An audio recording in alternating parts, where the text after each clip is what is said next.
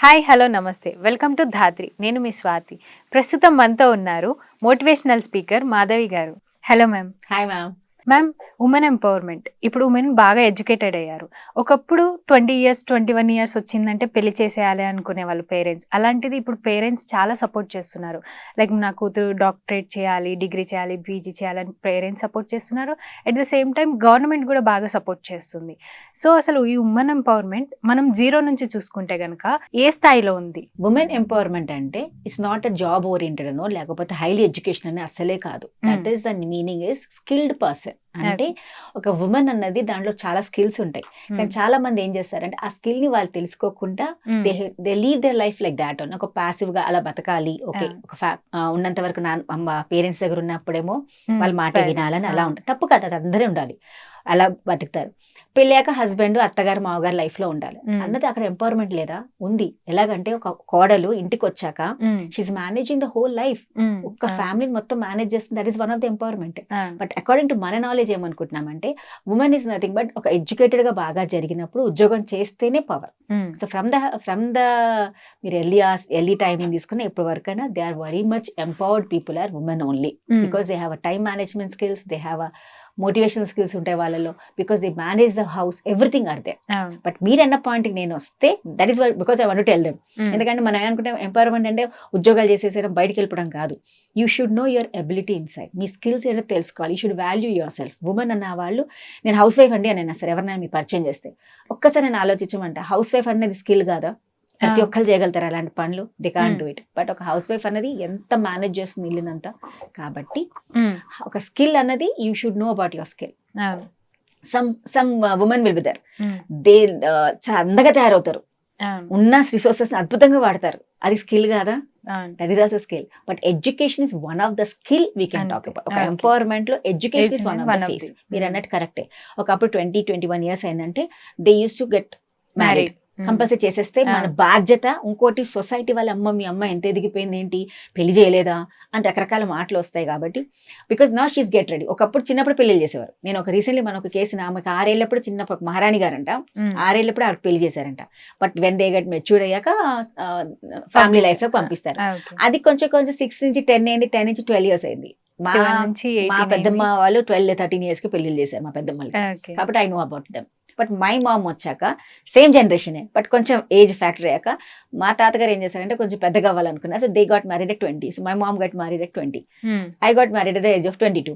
అంటే నా ఏజ్ వస్తుండగా కూడా అదే కొంచెం స్పాన్ అయినా, అంటే ఒక అమ్మాయి చదువుకోవాలి, తన కాళ్ళ మీద నిలబడాలి అని ఒక వయసు అంటూ వచ్చింది.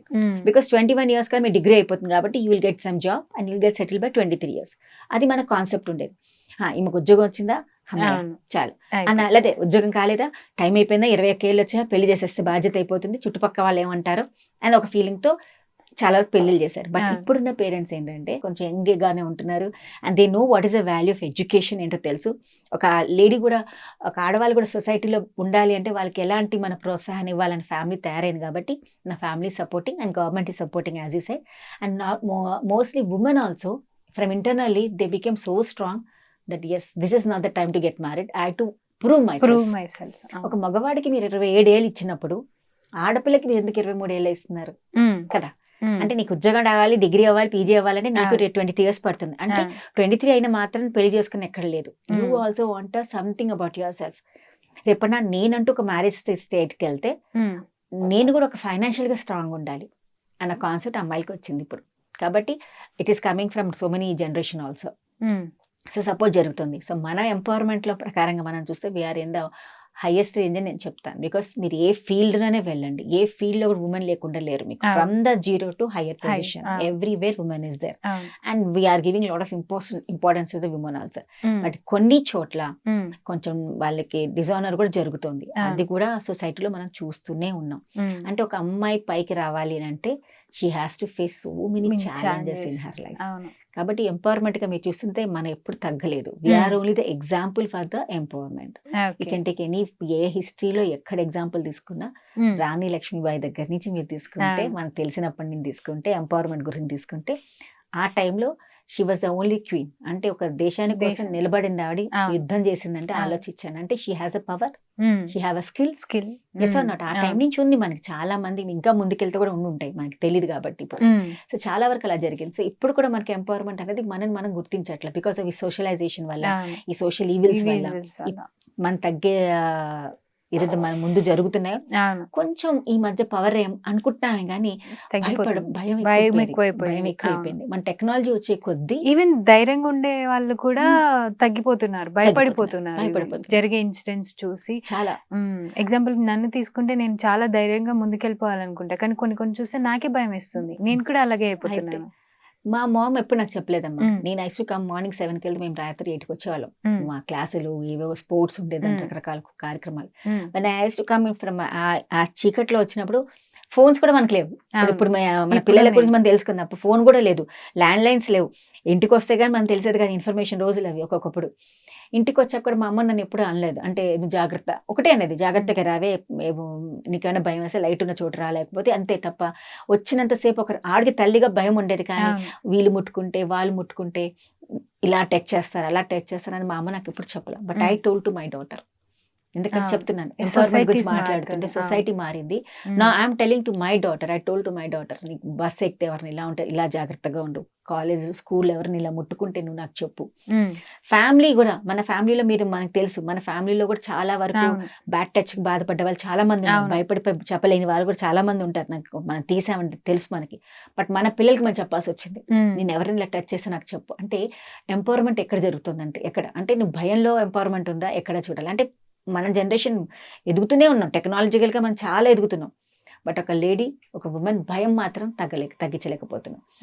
ఎందుకంటే ఇప్పుడు మనకు భయం అని తెలుస్తుంది, అది తప్పని అప్పటిదాకా తెలియలేదు, ఇప్పుడు తప్పని తెలుస్తుంది. So this is called empowerment. And you should know about your self, you should ever your self. నాకు ఏం వచ్చో తెలుసుకోండి, ఫస్ట్ ఆఫ్ ఆల్ నేను ఏం చేయగలుగుతానో తెలుసుకోండి. నువ్వు ఎంత ఉద్యోగం చేసినా, ఎంత హై స్థాయికి వచ్చినా, but you're not able to fight for your self, that is not an empowerment. నువ్వు ఎదగాలి, నలుగుతూ నీ పాటి ఎదిగేటట్టుగా నువ్వు క్రియేట్ చేసినప్పుడు యూ షుడ్ ఫైట్ విత్ నీ తప్పు జరిగేదాన్ని నువ్వు దెబ్బలాడడం అనేది ఎంపవర్మెంట్, అది జరగాలి. సో ఇలాంటివి మనం చాలా కేసెస్ చూస్తే I'm very happy that now days women she's in each and every field and she's fighting for that also. చాలా మందికి కూడా అయినాయి, కానీ చాలా మంది అవి కాకుండా కూడా పైకి వచ్చిన వాళ్ళు కూడా చాలా మంది ఉన్నారు, చాలా మంది ఉన్నారు. అంటే మనం అనుకుంటాం ఇలా చేస్తేనే వాళ్ళు పైకి వస్తారేమో అని, కొన్ని జరిగినప్పుడు నో, అన్ని చోట్ల జరగవు. కొన్ని చోట్ల వాళ్ళు ధైర్యంగా ఎదిరించారు కాబట్టి, దాన్ని వాళ్ళు నువ్వు చెప్పారు కాబట్టి, చెప్పే ఎవరైతే రాంగ్ కాన్సెప్ట్ వచ్చిన వాళ్ళందరూ కరెక్ట్ గా ఆన్సర్స్ ఇచ్చారు కాబట్టి, అలాంటి వాళ్ళ మీద ఎగ్జాంపుల్స్ కూడా మనం చాలా మంది ఉన్నారు మన ముందుకి. So I can give one of the best example Saritha ma'am garu, wonderful lady. Actually నాకు ఆవిడ చూసినప్పుడల్లా I feel that she a women empowerment అనేది. అంటే ఇలాంటి కేసెస్ మన లైఫ్ లో చాలా మంది జరుగుతాయి, but you have to stand for that. Women empowerment గురించి చాలా బాగా ఎక్స్ప్లెయిన్ చేశారు ma'am. Thank you so much ma'am.